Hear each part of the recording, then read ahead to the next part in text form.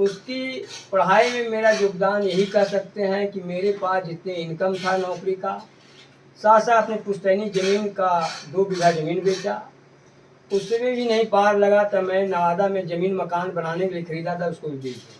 क्योंकि मैं इसको एक IAS की उसकी प्रतिभा देकर बनाना सोचा था, इसी जुनून की उसकी प्रतिभा देकर, और वो भी कठिन परिश्रम करते रहा। उन्होंने जब कहा कि तुम नहीं हारोगे तो मैं भी नहीं हारूंगा, तुम जब हार जाओगे तो मैं हारूंगा। गांव 15 वर्ष से नहीं गया।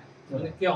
बोला कि मैं किस मुद्दे के लिए, जिस उद्देश्य से आया हूँ, जितना परिश्रम आप लोग ने किया मैं किया, उसका नहीं तो कुछ बन के ही जाऊंगा। हम बचपन में हम ही पढ़ाते थे। अच्छा। पिताजी सामने आते थे, वो भी पढ़ाते थे, और दिन भर मेरा काम था, उसका ड्यूटी था, उसको लेकर के बैठ के पढ़ाते। नमस्कार, मैं अशोक प्रियदर्शी। आज हम नवादा के एक ऐसे शख्सियत से परिचय करा रहे हैं जिनके लाल ने UPSC में 346वां रैंक लाया है।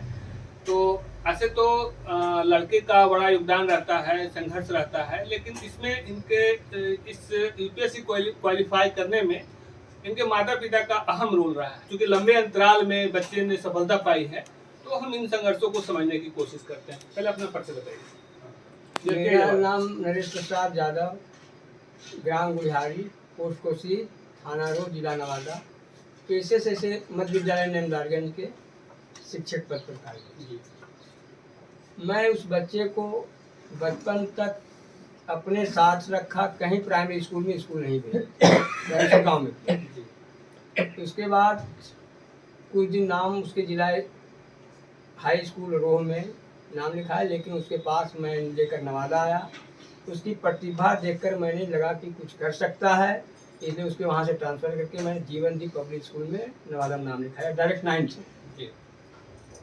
उसके बाद उसको मैं उसकी इच्छा जाहिर किया कि मैं कोटा जाऊंगा।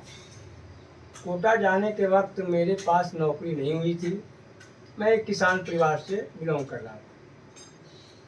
लेकिन जब मेरी जुज्बा था कि उसको इसकी शिक्षा की पूरी करने के लिए जहाँ जो हो मुझे करना पड़ेगा, मैंने वह किया और उसकी इच्छा पूर्ति करते उसके बाद राजस्थान बोर्ड में इंटरमीडिएट बोर्ड राजस्थान से किया। उसके बाद वो दिल्ली इंप्रेस यूनिवर्सिटी से BTech किए। उसकी पढ़ाई में मेरा योगदान यही कह सकते हैं कि मेरे पास जितने इनकम था नौकरी का, साथ साथ अपने पुश्तैनी ज़मीन का 2 बीघा ज़मीन बेचा, उसमें भी नहीं पार लगा तो मैं नवादा में ज़मीन मकान बनाने के लिए खरीदा था, उसको भी बेच दिया। यही मेरी कड़ी संघर्ष है, मेरी जुनून था। आज ऊपर वाले ने उसको पूरा कर दिया। मैं इसके लिए ईश्वर का धन्यवाद और भोलेनाथ का शुक्रिया अदा करता हूँ। तो आप इतना बड़ा रिस्क ले लिए, तो आपको नहीं लग रहा था कि अगर असफल हो गया तो दिक्कत हो जाएगी पूरे हाँ, परिवार के लिए? कभी कभी दिल कर देता था, कभी कभी लगता था कि मैं गलत निर्णय ले लिया, लेकिन मेरे एक जुनून था बचपन में कि मेरे हड्डी, या सोच लिया था 20 वर्ष पहले कि अगर हड्डी में एक रग खून भी रहेगा तो मैं अपनी इसकी सपना को पूरा करूंगा। आज मेरा सपना पूरा। तो ये कितना प्रयास में हुआ है? ये 7वां प्रयास था। तो 6 प्रयास में विफल रहे। हाँ। तो इसमें तो आपको भी हर साल जब रिजल्ट आता होगा तो परेशानी फील होती होगी? निश्चित तौर पर परेशानी होती है, लेकिन फिर भी अपना जुनून था कि आज नहीं कल सफल पर लगे रहिएगा। अगर ईमानदारी पूर्वक काम करते रहिएगा तो ऊपर वाला अंतिम दौर में मदद कर देगा। होता क्या है कि 1-2 बार में आदमी विफल होता है तो आदमी हिम्मत हार जाता है। तो ऐसे में आप और जो बच्चा आपका कर रहा था तैयारी, तो इसको कैसे टैकल करते थे? कैसे दोनों आपस में बात करके या कैसे इसको समाधान करते? मैं पर्सनली मंथन करता था, आत्मविश्वास जगाया, हिम्मत रख, हिम्मत न हारिए, प्रभु का नाम विसारिए, हिम्मत न हारिए और हंसते मुस्कुराते ज़िंदगी गुजारिए। इसको मैंने याद किया और फिर लगा कि जब तक इसकी चांस है तब तक मैं पूरा करूँगा, यही मैं सफल प्रतिज्ञा लिया था। क्योंकि अभिभावक का दबाव रहता है कि कोई न कोई जॉब करो, 1-2 साल में नहीं हुआ, 3 साल में नहीं हुआ तो जॉब कर लो, शादी कर लो। तो आप इसमें क्या करते थे? शादी के लिए तो मैं एकदम प्रयास था कि 22-23 तक कुछ नहीं करूँगा, लेकिन जॉब को बदल दिया था। जब कुछ दूसरा जॉब कीजिए, उसमें हो भी गया था एक 5B में। इसका नियुक्ति लेटर गाँव पहुँच भी गया है। इसके बाद EPFO कर्मचारी भविष्य निधि में भी उसका हो गया है और इसकी परीक्षा दी हुई थी। संयोग हुआ कुछ सबके पहले इसका भी हो गया। यही मैं आज अंतिम जो मेरा सपना था पूरा हो गया। इस सफलता की सूचना आपको कैसे मिली? मेरी सफलता, मेरी बेटी भी साथ रहती थी, वही सूचना मुझे दिया। अच्छा। तो बच्चे से बात हुई? बच्चे से बात उसके बाद हुआ। अच्छा। बच्चे ही बात किए। हाँ। बोला हो गया है, मिठाई सबको बांट दीजिए, जो जितना लोग आवेंगे उसके बाद हम यहाँ से चले गए अपने माता पिता को पैर छूने के लिए। उसके बाद हम वहाँ से लौट के आए और जो मेरा अंतिम सपना यही था कि हमारे अपने अपने बच्चे की दुनिया ने कहा कि मैं इसको एक IAS की उसकी प्रतिभा देकर बनाना सोचा था, इसी जुनून की उसकी प्रतिभा देकर, और वो भी कठिन परिश्रम करते रहा। उन्होंने जब कहा कि तुम नहीं हारोगे तो मैं भी नहीं हारूंगा, तुम जब हार जाओगे तो मैं हारूंगा। क्या तो गांव नहीं आता था बच्चा? गांव 15 वर्ष से नहीं गया। क्यों? बोला कि मैं किस मुद्दे के जिस उद्देश्य से आया हूँ, जितना परिश्रम आप लोग ने किया मैं किया, उसका नहीं तो कुछ बन के ही जाऊंगा। अच्छा, इतना बड़ा संकल्प था। संकल्प। तो अब गांव आएंगे? गाँव आएंगे, 15 तारीख तक आ रहे हैं, गाँव उसको ले जाएंगे। सभी लोग उत्सुक हैं, जितना बच्चे थे बड़े हो गए, जो बड़े थे वो बुजुर्ग हो गए। 15 सालों से गांव नहीं गया। अच्छा, तो नवादा वादा भी नहीं आता? नवादा आता था, यहीं से लेकिन गांव नहीं जाता। गाँव नहीं जाता। तो गांव नहीं जाने का वजह क्या रहा? वो निकल चुका था तो गांव के लोग, गांव लोगों को क्या दिखाएंगे, क्या हम उनको लेकर आए हैं, क्या उनको संताना देंगे, हम क्या उसको दिखाएंगे, क्या उन्हें प्रेरणा हम बनेंगे। क्योंकि जमीन उमीन बिक गई होगी। हाँ, जमीन तो पूरा भास भी लोग करते हैं, उसकी नहीं कहने चर्चा करते हैं, बहुत से समाज में करने लायक है, ये मैंने पीछे मुड़कर नहीं देखा। मजाक तो मैं बहुत करता था, मजाक तो होते रहेगा, लेकिन हम कोहरा तार की बहरा बन के रहिए।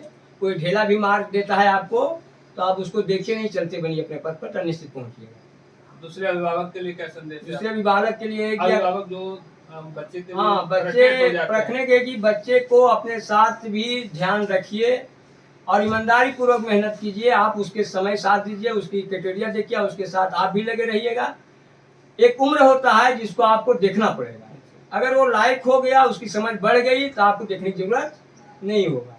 तो इसको हमने देखा कि अब इसकी व्यवस्था की जरूरत है, अब इसकी मेरी जरूरत नहीं है, तो मैं इन्हें व्यवस्था किया। बच्चे पढ़ाई कहाँ तक किया था? पढ़ाई बीटेक करने के बाद MA भी किया है पॉलिटिकल साइंस से, उसी से वो ऑप्शनल पेपर भी था। अच्छा, ऑप्शनल जो पॉलिटिकल साइंस।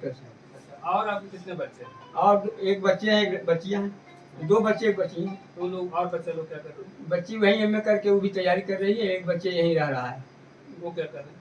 वो अभी तो कोचिंग चलाता था, अभी गांव में है। अच्छा, आप दोनों पति पत्नी क्या करते हैं? अभी दोनों पति पत्नी, एक हम शिक्षक है, शिक्षिका है।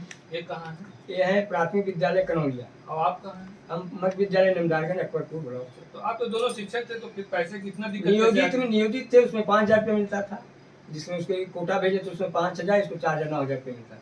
अच्छा, उसका फीस देना और घर भी चलाना, घर भी चलाना। जमीन भी हट गया था? हटा नहीं, खेती बंद कर दिए थे, क्योंकि दोनों यहाँ रह रहे थे, यहाँ भी खर्चा था, अच्छा, डेरा का भी खर्चा था, और बच्चे थे 2 बच्चियाँ, एक बच्चियाँ थी ना यहाँ, हाँ, और हम दोनों में भी खर्चा था ना। जी तो जी। समझ सकते हैं क्या हो सकता है। ये तो एक तरह से आप बहुत बड़ा रिस्क ले रहे हैं। हम पूरे रिस्क ले लिया। वो तो बगल वाला कुछ जानते हैं उनके भी, कुछ को हम बताते भी नहीं थे। बच्चा कभी इस पे कुछ बोलता था? मैंने जो मैं बोला कि अब नहीं पार लग रहा है तो BPSC वगैरह दूसरा देखो, तो बोला कि BPSC देखने में अगर मैं DSP भी बनता हूँ तो इसको प्रमोशन होने में, एक SP बनने में 20 वर्ष लगेगा जी। अगर 2 वर्ष लेट भी होता है इसमें, तो IPS में भी होता है, तो हमको तो 16 वर्ष का मार्जिन में मिला, तो यहाँ कितना अंतर हो जाएगा, इसलिए हमको इसी में लगे रहेंगे। और आपको कॉन्फिडेंस था? हमको कॉन्फिडेंस था कि हमको विश्वास हो गया था कि होगा, और निश्चित तौर पर आज मैं बोल देता हूँ कि SP ही होगा और बनेगा SP। मैं घोषणा कर दिया था 2 वर्ष पहले कि SP बनोगे और SP बनेगा।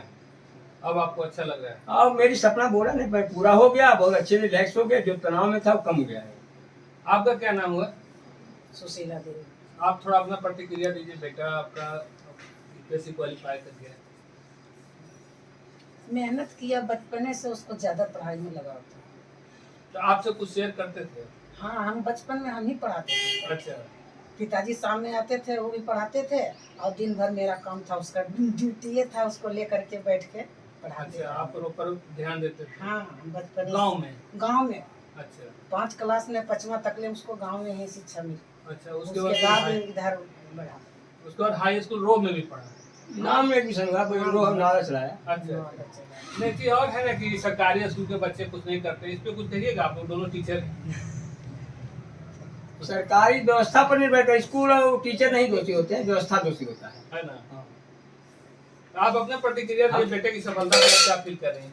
खुश हैं, खुशी में। अब अच्छा लग रहा है? हाँ, अच्छा लग रहा है।